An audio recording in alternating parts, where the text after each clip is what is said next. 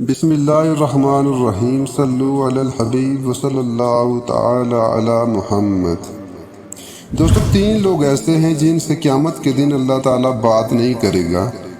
نبی کریم صلی اللہ علیہ وآلہ وسلم نے ارشاد فرمایا، تین آدمی ایسے ہیں کہ جن سے اللہ تعالیٰ قیامت کے دن بات نہیں کرے گا اور نہ ہی ان کی طرف رحمت سے دیکھے گا۔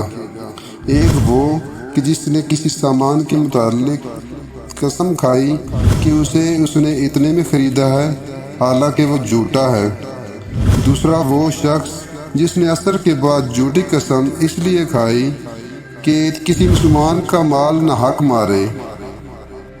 اور تیسرا وہ شخص جس نے ضرورت سے فالتو پانی مانگنے والے کو نہیں دیا، تو اللہ تعالیٰ قیامت کے دن اس سے کہے گا کہ جس طرح تو نے اس زائد ضرورت فالتو چیز سے دوسرے کو روکا جسے تیرے ہاتھ نے بنایا ہی نہیں تھا، میں بھی تجھے اپنا فضل نہیں دوں گا۔